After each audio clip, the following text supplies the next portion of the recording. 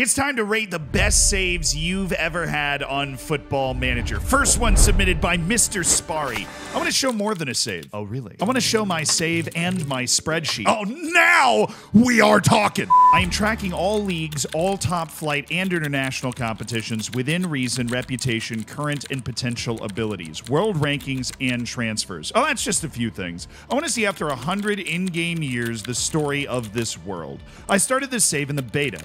I'm through 9 years currently doing this in my spare time, and there have been some amazing stories to keep in mind. PSG and Bayern haven't lost a league, Roma just got relegated, Bournemouth is in administration, the 2024 World Cup, Johor Darul Tazim's 4-year unbeaten league streak. Now, I don't even know who the hell that is. Spreadsheet attached, editor just for CA and PA view. So we are looking at a save file where literally every single league in the entire game is loaded. How is this dude's computer not completely exploded? This is wild. This isn't a save that they're playing. This is a save where they're actually simulating forward into the future while keeping track of everything. This is a real life world in miniature. I suppose I click on the spreadsheet. It's either going to be really informational or I'm about to be rickrolled. So they've got every single one of the country formats listed here for all of the leagues in the base game. Transfers in. What is this? Oh, this is some kind of new level of obsession. If this isn't auto-populating, if this dude really goes through and types in all of this stuff to keep track of it, that's beyond insane. Although I have spotted Moises Caicedo to PSG for 190 million. Oh, I get this. So this is like the biggest transfer every single year of the save. Gio Reyna being one of those, by the way, leaving Dortmund to Bayern. That's the most Bundesliga thing I've ever seen. It's listed out and literally color-coded for all of the awards. This is crazy. We even have the team of the year here listed out with all the players. Rasmus Højlund made it onto the team of the year once. That's breaking news to me. I like how Kylian Mbappe was the left wing of the year every year until one year he was the striker of the year to put Vinicius into the team of the year. Oh, and a dude spawned in with 199 potential. Nolan Guggen. How good is Guggen? So they know he has 199 potential. Technically, that means Man United's getting a great deal on a $95 million purchase. And he's actually vacillated between his nationality. He's played for France and for Germany. Then there's the Dutch striker George Fode, who's apparently got 198 potential ability, but I don't know if he's going to be able to reach all that. Still an absolute freak, though. League winners in every single league, color-coded by which team is winning the league. Cup winners. There's even a section for, like, second cup winners. League versus cup winners. I don't even know what that means.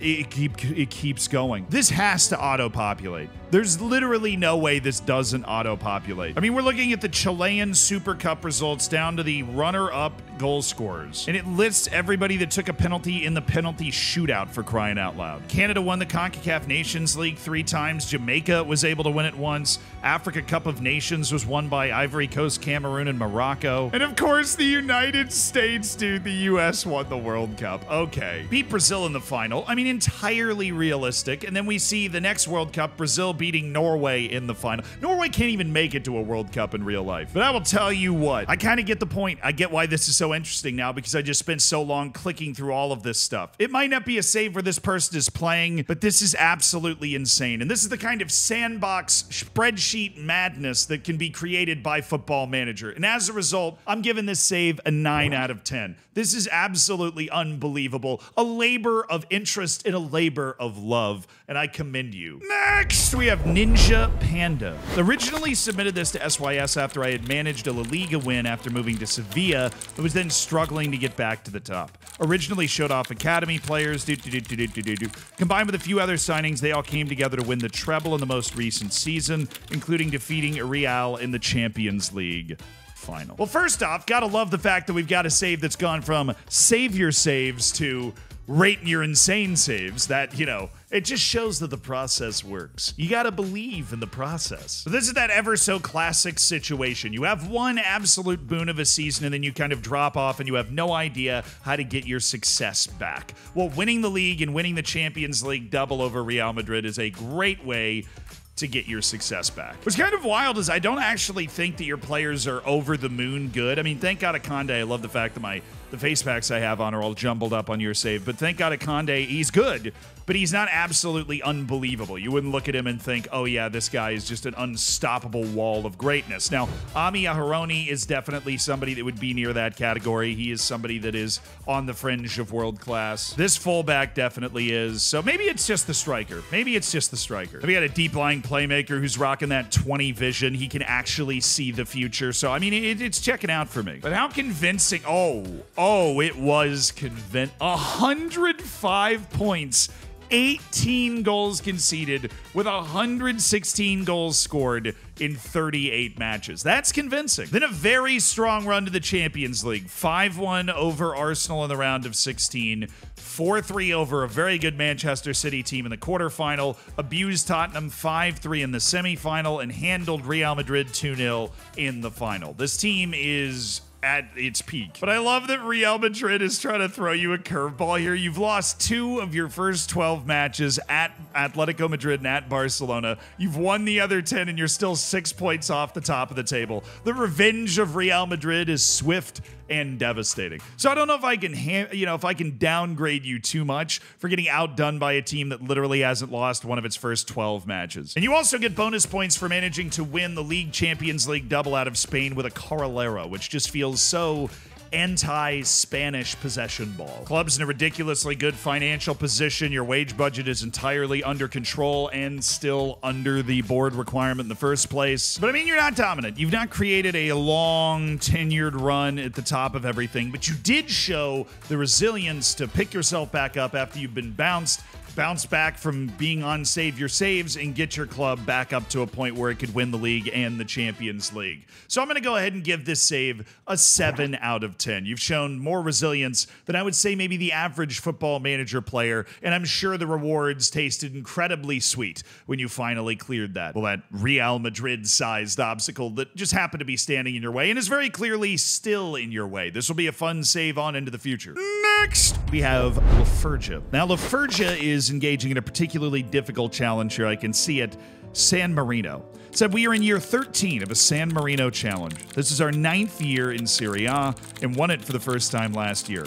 We've reached European finals 4 times, 3 in the Europa League, winning 1, and a Champions League final we lost last season. At the start, the editor was used to change San Marino's nationality eligibility to 5 years so that anyone who stayed with the team and didn't pick up caps for their home country could be petitioned to join the San Marino national team.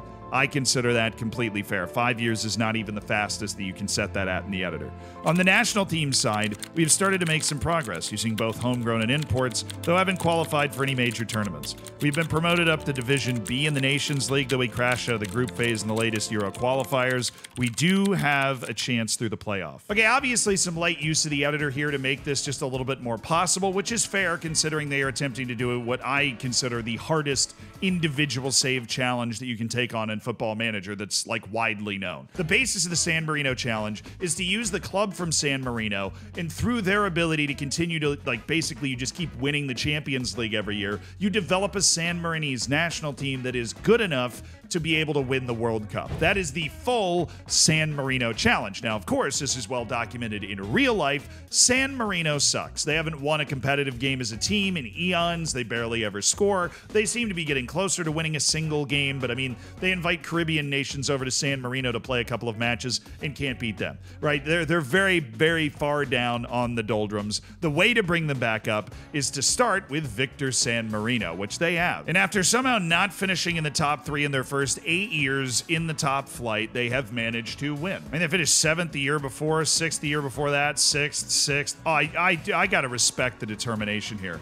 11th for 3 straight years, then 6th for 3 straight years, and then 7th, and then you finally are able to turn the corner and win. And they won convincingly. 91 points from 38 matches. That is now pardon the pun here, that is a Victor's type performance. A victory that they are following up on with a current 2nd place position. With win in their match in hand, they'll be 4 points off Lazio. So this is a really impressive performance. How many San Marinese players are in the team, though? A good amount. I mean, most of them, literally all of them, are youngsters, with the exception of fringe player Marcos Antonio. But considering they made it all the way to the Champions League final, that's probably to be expected. If we look at all of the top-level players on the actual team, they are all, I'm sure, representing national teams at a higher level. But I can see the recruitment program has been effective. We've got Serbian Branko Zlatkovic, Gianluca Muccioli, Luis Fernando. They converted Portuguese, Brazilian. My Nations League B, even with the quality that I'm seeing in that team, is really, really impressive, because it doesn't look like you've been able to develop the team to a ridiculous level, you know, which is, again, not surprising at all. I'm not like blaming you at all. This is a ridiculously hard save that you've bitten off. But up to 124th in the world, which is the highest ever ranking of the San Marino national team, is a sign that things are at least improving. Now, in the Euros qualifying playoff, which is what they have coming up next, they're taking on Ireland. That is probably a loss. Ireland is definitely better in Football Manager than they are in real life. That whole Nations League B thing is new, though. They finished on top of a group with Georgia, Belarus, and Kosovo. Now, all three of those teams should be better than San Marino, particularly Kosovo and absolutely Georgia. So just a really, really impressive set of results. Only draw away against Belarus. Look, if this sort of thing happened in real life, it would be an absolute miracle. So it's I feel like I'm couching the rest of this with the fact that what you're attempting to do is very, very, very, very difficult, and that is really good progress. But also, while I commend the stick-to-itiveness, you've not been able to turn San Marino into a super-powered club. Then we look at the list of the biggest clubs in Europe, you are currently sitting at 18th, which is obviously way higher than this team was at before you took over. But if you really want to try and inspire a San Marinese turnaround, if you want to actually complete the San Marino challenge, you need to get this club up to that 5-star reputation, and you need to be bigger than clubs like Lazio and Freiburg in terms of overall reputation if you're going to actually get that done. The other angle you can take with this save is, instead of trying to get the club all the way to the top, which in my opinion is the best way to approach this so that you have the best possible facilities, and then you are bringing in, you're developing every ounce of possible talent that you can wring out of San Marino in the first place. But the other option is to try and just use the best San Marinese players and fill your team with players that don't have the international commitments that you clearly already have, whether it's this Joseph Fofana guy, whether it's Kleber playing for Brazil. Like, obviously, it's great. You want to have those types of players, but none of the guys that are starting for your team are going to be able to help San Marino. So I feel like you might be straddling the two fences a little bit. I would take the first approach. I know this isn't save your saves, but try and make this club the best in the world. Don't care about developing San Marinese talent right now. And then once you get to the level where your club is the best in the world, you have the highest reputation, you're going to have the pull to bring in these types of players, you're going to get the best San Marinese players possible. And then you will also hopefully have the resources to start signing a second team's worth of players that you can then attempt to move into the San Marino national team in a way that is going to get you all the way up into Nations League A and potentially into the Euros. Now, I hope that you can shithouse your way into the Euros now. That would be amazing, but it's obviously going to be really difficult because there is a huge ability gap between Ireland and you. But based on the potential stars, the age profile, you are building this team for the future. You're signing high potential guys that at least have resale value, and at best are going to be able to help your team and play for your team for the next decade plus. Honestly, the more I look at this save, I feel like the more I want to try a San Marino challenge. There is so many interesting little nuances, interesting little pieces of strategy that you can get involved in. Now, your financial situation is obviously fantastic. Your tactics are wildly aggressive 4-3-3, or the tactic I used to use a couple years ago, the 4-1-3-2, as I like to call it. Maximizing your ability out there. So no wingers at all, which is kind of insane considering how important pace is this year. But based off the performances you've been able to squeeze out of that San Marinese national team, I'm going to go ahead and score this one an 8 out of 10. Now, that feels very lenient considering what you've done on the club side, which has been largely unremarkable outside of your stick-to-itiveness and your one big season there where you nearly got the Champions League as well as the league title. But that performance for the San Marinese national team, getting up inside the top 125, getting into Nations League B, that's a huge accomplishment. Next, we have Pizza Lars managing Ajax. I want to show off my first ever save. Okay, that's cool. I like this. Started playing after watching and randomly getting into Z's Journeyman. My previous season, I went 24 wins, 0 draws, 0 losses in the league. Won every trophy available, including the Champions League. Striker won the Ballon d'Or, and I'm really happy with my first team. I'd love to get any advice for the future since I want to be an Ajax legend in my save, and to look at my transfer business since I'm wondering if I did good. I like how this person has decided to submit some very save your save type questions for a save in which they won literally every league game and also won the Champions League at the same time. I appreciate that. Well, if you want to be an Ajax legend, you probably should just keep doing what you're doing. I'm going to be honest, because while I don't typically play saves with clubs like Ajax, obviously, I have never done this. I have never played a domestic season, even back in the day when I was a club, playing out of Iceland, making it to the Champions League quarterfinals. I have never had a season where I didn't draw or lose a match. It is so unbelievably hard to do. 136 goals in 34 matches played, 15 goals allowed. That's a plus 121 goal difference in 34 matches, and the full 102 points. Now, you've won the league in every single season of this save, and basically every year it's gotten more severe. This year you have drawn 3 matches, so I have no idea what could possibly be going wrong here, and Feyenoord is at least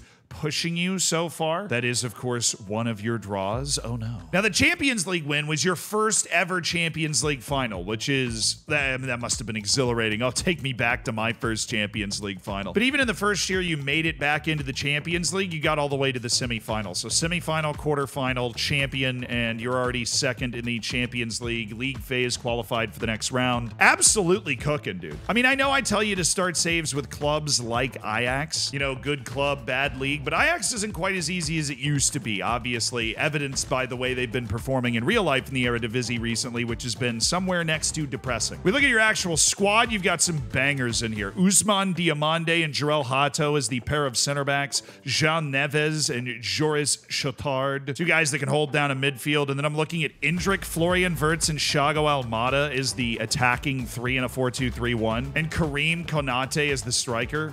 I was gonna say, with that type of team in there, you've definitely spent a lot of money. Your original budget was under 4 million, you're down to 4 million, but your financial status is still secure. You spent 200 more million on transfers in than you did on than you got out of transfers out. We'll see if that has actually been the case.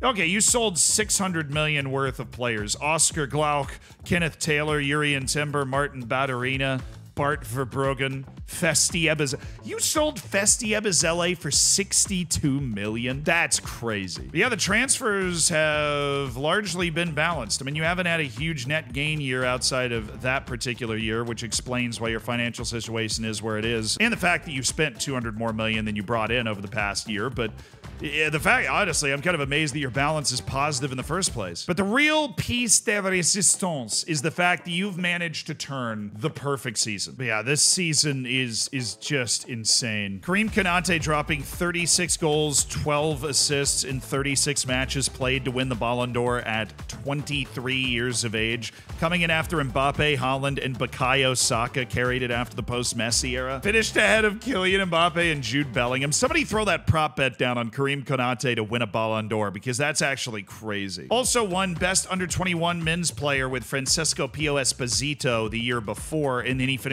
3rd the next year. The other question you had was your transfer business? Yeah, of course, you're doing really well. You might want to maybe try to sell somebody. You have a pretty big squad, and I'm assuming that you're going to get some massive transfer offer for somebody. But look, for a first save, you're on me rating insane saves. You're on that video and not SYS. That's a hell of an accomplishment. So I'm going to let the curves cancel each other out. The fact that it's Ajax means I should be grading on a curve down, but the fact that it's your first save means I'm grading on a curve up, which means I'm going to go ahead and give this save an 8 out of 10. I know it's not San Marino making it into Nations League B, but a perfect season is a perfect season. You see that goal difference? Next, we have Tatagon, who's managing Preston North End. After being sacked by Tottenham, which is why the save file is called Spurs, I was going to ask, got Preston from League One after they were relegated in 23-24 to the Premier League in 28-29, which included a record-breaking League One season. Champions, the first attempt with record points, wins, and goals, in which I also made the League Cup semifinals, beating Manchester United along the way. Okay, that's That's crazy. Won the championship title at the third attempt and squeezed in another League Cup semi. And Preston are back in the top division for the first time since the 1950s, where I'm now basking in TV money, even if I sold quite a few key players to balance the books. Not the save of the most glory, but my first proper long-term one on FM, and one I am very proud of. Well, we'll see about that. So the way you can actually see this, you go to Club Info, Competitions, and I should be able to see the EFL Cup finishes. So there's the semifinal run losing to Arsenal back in 2025, and here's the semifinal run losing to Liverpool in 2027. Now, what's actually quite impressive and quite nice is that despite selling a lot of players, like you said, you are 13th in your first Premier League season, which that transition from the Championship to the Premier League is brutal and savage and heartless, and you seem to be weathering it fairly well. You managed to sell Shola Shore Tire to China for over $50 million, which is an absolutely incredible deal. I have no idea how you managed that because he's not actually looking that good. You sold Oscar Wilhelmsen, Carney Chukwuemeka, Kijana Hover, and Benyat Prados. Now, I recognize all those guys except for Prados, but I imagine that considering you were in the championship and just won it, all of these guys were playing a key role for you. So that would explain why you were feeling sad. But trust me, you've upgraded and improved for the better. You now have Anthony. Huge acquisition, dude. You managed to sign him for free. That's the most Manchester United looking transfer thing I've ever seen. Now, to be fair, United in real life are starting to change their transfer policy, but spending $100 million to bring in a guy who then plays 6 seasons, of which he never scores more than 4 goals one time, and eclipses like 10 goal contributions in a season once, and then he gets let go for free and Preston North End picks him up, a newly promoted side. It's perfect. I couldn't have scripted it any better. And then you sign a Norwegian striker for $1.9 million who already has more goal contributions than Anthony had, in the entire time that he was at Manchester United. So it's just all working out perfectly. Some great cheap acquisitions to help this team. There's always a good South African, isn't there? $500,000 and you get just a bona fide star athlete poacher type striker. I mean, it's perfect. 15 appearances, 7 goals for the freaking South African national team already. This dude's insane. I mean, it's kind of a low-key thing, but I'm actually very, very, very impressed by the transfer business that you've been able to do after getting promoted to the Prem. And this is in a managerial career where you were actually fired. Do you know how high the percentages of people that when they're playing a save and they get fired, they never open that save again? You know how crazy that is? You got fired from Tottenham, took a job at Preston North End, guided them from the lower levels of the professional game up to the Premier League while making a couple of Magic Cup runs in the League Cup, and now you've built a sustainable Premier League team out of that just to, show up Tottenham. The ultimate revenge, the ultimate feel-good story is going to come when you manage to lead Preston North End to a point where you were able to finish ahead of Tottenham. But I'm buying into this revenge story right now, brother. I'm buying into this revenge story. But I really want to track this League Cup run you had. So you take over the team in the 2024-2025 season. You managed to beat Wigan 2-0 in the first round. In the second round, you survive Grimsby Town in a penalty shootout. And considering we know where this is headed, that is just awesome. Survive an advance, baby. In the third round, you managed to defeat Bournemouth. At the time, a massive upset considering you were in League One. Then in the next round, you're playing at Everton and you manage a 2-2 draw and win your second penalty shootout, leading to a quarterfinal where you win at home 2-0 over Manchester United. Remember, it says Premier League here, but again, it was in League One. Granted, that season you did finish first in League One to get yourself promoted back, but it still holds. Only to make the semifinal and lose 8-1 on aggregate to Arsenal. But if it makes you feel any better, you had done so surprisingly well. You were definitely the team that Arsenal, Tottenham, and Liverpool were looking at in that semifinal draw going, please, Preston, please, Preston, please, Preston, please, Preston, please, Preston. Amazingly, your run 2 years later was way less impressive. I don't see a Premier League team that you had to play until you got to the quarterfinal against Leicester and you beat them 3-1. But a much more respectable semifinal loss, 3-1 on aggregate to Liverpool. You've also taken over international management. You manage Sweden, and you are now in charge of the Polish national team. It just looks like you're having a great time. This save looks like a lot of fun, and things are just on the up. I mean, really, what is more fun than just an electric, explosive cup run? I mean, you even got promoted the way that you should get promoted. Just an utterly dominant season, 101 points, only 5 losses in 46 matches. Sell off that team, bring in the team that's going to help help you win in the Premier League. You just know what you're doing. You're having a great time. And look, this saves a 7 out of 10. Have you accomplished anything, you know, at the super high level yet? No. And you're getting, you know, bumped up to a 7 out of 10 because the resilience after, you know, come on. Submitting a save in which you got fired and then you're able to turn it around and have a lot of fun. But even though this is a 7 out of 10, you're just having a great time. I can tell you're having a great time. The fact that you are having a great time playing this save is just oozing through the computer screen to me. It just is. So let me know what you thought of all of these saves down below. Definitely an interesting crop of saves. All very successful, but all in their own unique, struggle-filled way, as only Football Manager can create. And if you want to watch me rate more insane saves, including ones that go way farther in the future than ones we've seen even in this video, you can check that one out. I mean, I already pointed at it. You know, it's right there. I can point at it with my other hand, too. It's crazy how it just floats there. Technology these days, mind-blowing stuff.